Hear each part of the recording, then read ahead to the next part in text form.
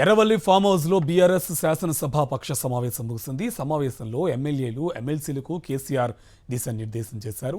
రేపటి నుంచి అసెంబ్లీ సమావేశాలు ప్రారంభం కానున్న నేపథ్యంలో అసెంబ్లీలో అనుసరించాల్సిన వ్యూహాలపై సమావేశంలో చర్చించారు.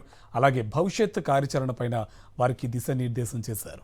పార్టీ పోరాట వ్యూహాలను సమావేశంలో నేతలకు కేసీఆర్ వివరించినట్టుగా సమాచారం. ఫిబ్రవరిలో భారీ బహిరంగ సభకు బీఆర్ఎస్ ప్లాన్ చేస్తున్నట్టు తెలుస్తోంది. అసెంబ్లీ సమావేశాల తర్వాత రాష్ట్ర కమిటీ సమావేశం నిర్వహించనున్నట్టు సమాచారం. ఆ భేటీలో బహిరంగ సభకు జన సమీకరణపై దిశానిర్దేశం చేయనున్నట్టు టాక్. ఇక ఫిబ్రవరిలో పార్టీ సభ్యత్వ నమోదు, కొత్త కమిటీల నియామకం పైన కసరత్తు చేయనున్నట్టు తెలుస్తోంది. ఈ అన్ని అంశాలను బీఆర్ఎస్ ఎల్పీ సమావేశంలో కేసీఆర్ చర్చించినట్టు సమాచారం.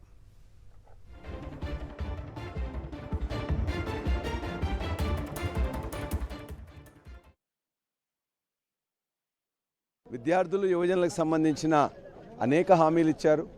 5 లక్షల భరోసా కార్డు ఇస్తా అన్నారు, 2 లక్షల ఉద్యోగాలు ఇస్తామన్నారు, ప్రతి విద్యార్థినికి ఒక స్కూటీ ఇస్తామని చెప్పేసి అన్నారు. అదేవిధంగా 25,000 డిఎస్సి వేస్తామని చెప్పినారు. అన్ని మాటలు కూడా నీటి మూటలైనాయి కాబట్టి దాని మీద కూడా ఖచ్చితంగా నిలదీస్తాం. అదేవిధంగా ఫార్మా సిటీ అనేది 17,000 ఎకరాలకు ఆల్రెడీ తీసుకొని పెడితే దాని మొత్తం రియల్ ఎస్టేట్గా వాళ్ళ అన్నదమ్ములకు వంచుకొని ఎక్కడైతే వాళ్ళ గ్రామాల్లో ఉండే గిరిజనులై, దళితులై, బహుజనుల భూములన్నీ కూడా ఆక్యుపై చేసుకొని మొత్తం కూడా వాటిని బలవంతంగా వాళ్ళందరినీ ఎల్లగొట్టి అక్కడ ఫార్మా విలేజ్లు పెట్టాలని చెప్పేసి ఒక దుష్ట ప్రయత్నం చేస్తున్నారు. దాన్ని కూడా ఖచ్చితంగా నిగదీస్తాం. అదేవిధంగా దళిత బంధుకు సంబంధించి 10 లక్షల నుంచి 12 లక్షలు ఇస్తామని, 10 లక్షల్లో ఇప్పటికే మేము 5 లక్షలు ఇచ్చుంటే హుజురాబాద్ నియోజకవర్గం లాంటి చోట్ల 18,500 మందికి ఇస్తే రెండో విడత రిలీజ్ చేయకుండా ఇవాళ మా ఎమ్మెల్యేలను ఇబ్బంది పెడతా ఉన్నారు. అదేవిధంగా ఎమ్మెల్యేల హక్కులు కాలరాస్తూ ఏదన్నా విషయం పోతే మా మీద కేసులు పెట్టడం, అరెస్ట్ చేయడం, ఇబ్బందులు పెట్టే ప్రయత్నం చేస్తున్నారు. అన్నిటిని కూడా ఖచ్చితంగా నిగదీస్తాం. ఇదే అంశకు సంబంధించి పూర్తి సమాచారం మా కరెస్పాండెంట్ దిలీప్ మనకి లైవ్లో డీటెయిల్స్ అందిస్తారు. దిలీప్, బీఆర్ఎస్ ఎల్పీ సమావేశం ముగిసినట్టు తెలుస్తోంది. పలు కీలక అంశాలు ప్రస్తావనకు వచ్చినట్టు కూడా సమాచారం. డీటెయిల్స్ అంటే ఎస్ కార్తీక్, చూసుకోవచ్చు బీఆర్ఎస్ఎల్సీ సమావేశం చాలా సుదీర్ఘ సమయం పాటు కొనసాగిందని చెప్పుకోవచ్చు. పార్టీ ఎమ్మెల్యేలు ఎమ్మెల్సీలు ఈ యొక్క సమావేశంలో పాల్గొన్నారు. అలాగే కీలకమైన నేతలు కూడా ఈ సమావేశంలో పాల్గొన్నారు. సో ఎమ్మెల్యేలను ఎమ్మెల్సీలను ఉద్దేశించి కేసీఆర్ ప్రసంగించారు. ఈ ప్రసంగంలో మనం పదే పదే చెప్తా ఉన్నాము. సో జనవరి తర్వాత బీఆర్ఎస్ అధినేత కేసీఆర్ యాక్టివ్ కాబోతున్నారు, తెలంగాణలో తిరగబోతున్నారు అంటూ కూడా మనం పదే పదే చెప్తున్నాము. సో ఈ రకంగా కొంత క్యాడర్ లో కూడా జోష్ నింపే ప్రయత్నం జనవరి తర్వాత చేయబోతున్నారు కేసీఆర్ అని చెప్పి మనం చెప్పడం జరిగింది. సో అందులో భాగంగా జనవరి నుంచి కేసీఆర్ కూడా రాజకీయాల్లో యాక్టివ్ కాబోతున్నాడు.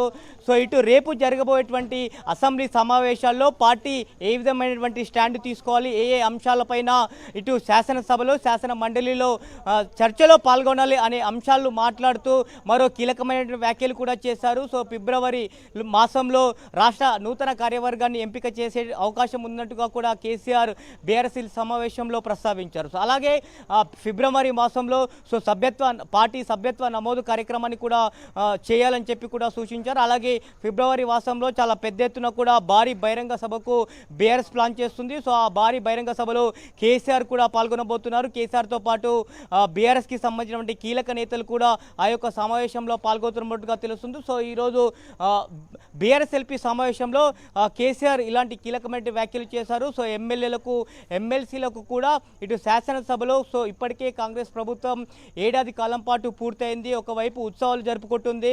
సో ఈ నేపథ్యంలో సో ప్రభుత్వాన్ని ఏ రకంగా ఉత్సవాలు జరుపుకుంటుందో ఆ ఉత్సవాలకు ధీటుగా రేపటి నుంచి అసెంబ్లీలో మనం పోరాటం చేయాలి, ప్రజా సమస్యలపైన గలం విప్పాలి అని చెప్పి కూడా ఇటు పార్టీ ఎమ్మెల్యేలకు ఎమ్మెల్యేసీలకు కేసీఆర్ దిశానిర్దేశం చేశారు.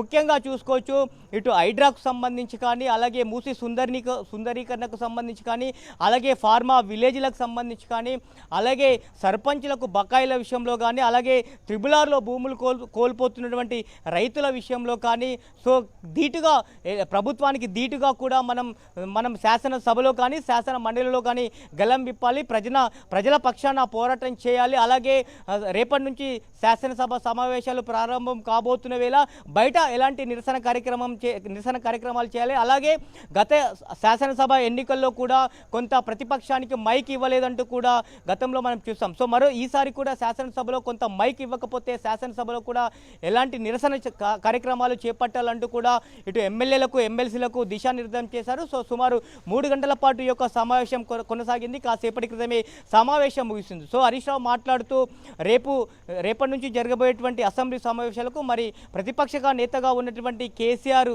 వస్తారో లేదో మీరే చూస్తారంటూ కూడా సమాధానం చెప్పిన పరిస్థితి కనిపిస్తుంది. Karthik, right, thank you Dilip.